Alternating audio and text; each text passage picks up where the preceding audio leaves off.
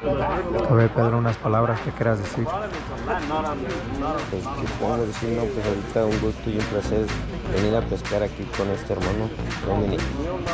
Hoy vamos a pescar pues puros peces grandes, puras tunas, ¿verdad? Y marlín. Eso, eso. Vamos a ver después de este video cómo el hermano agarra sus lobinas o sus marlins y vamos a comer después de este video.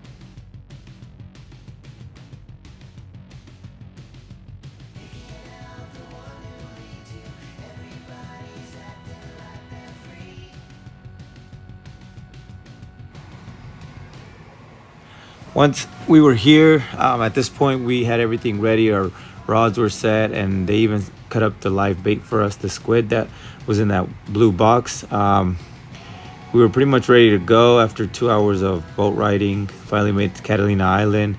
We were just kind of waiting around for 2 hours until we got there.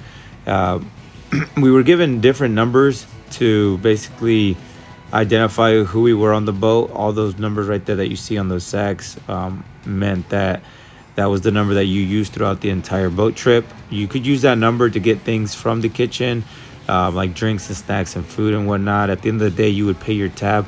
But what was most important was once you caught a fish, you would just give the fisherman your number, and he'd go and he'd throw in the fish into the bags if you were to want to keep it.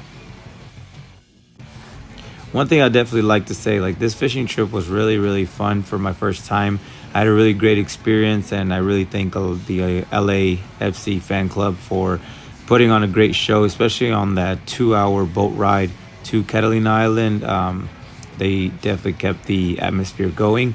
I would recommend going with a limited amount of personnel or people on a boat because, as you can see, our lines were getting tangled and we were constantly fighting the sea lion because we were bringing up a lot of fish and they were constantly following our boats around. But our lines were getting so tangled that we couldn't even tell whose fish was whose.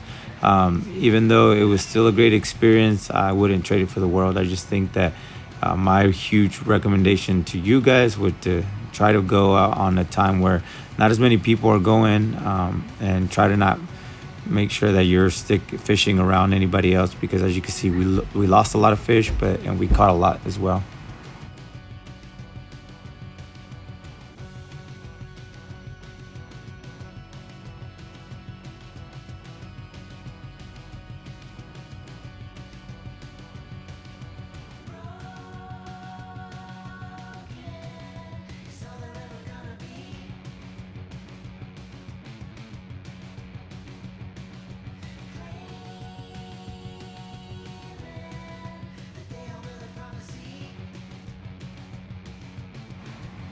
It's actually really interesting to see these guys actually put in the work because they're actually a fan club for the LAFC team out here in Los Angeles, and they did a tournament of whoever could catch the biggest fish would keep a jackpot money at the end. So these guys were actually putting forth the effort. That guy right there, he actually had an electrical rod, so he was kind of cheating. I'm gonna tell you a secret. Like, he didn't even catch a fish. I think all his fish were getting ripped out because his electrical rod was like ripping through everything. But it was really fun, and I enjoyed it a lot.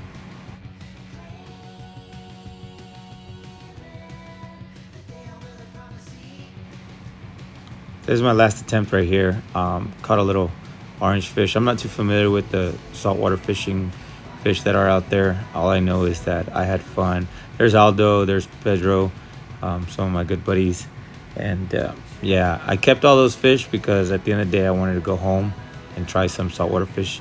I'm usually used to Georgia fishing out in lakes and ponds and whatnot, but I had a lot of fun. There I am, getting off the boat. There's the Holy Spirit with me and with you. Thank you guys. This was fun. Here's me cooking the fish that I tried at the end of the day. I wasn't supposed to really come home and cook. It was already really late, and I had a mean taco buffet before I got here, but I tried it anyways. I didn't want to let it go to waste, so I cooked up the macros that I caught and those little orange fishes, and kind of just did my own thing. And yeah, it was good. It was a good time.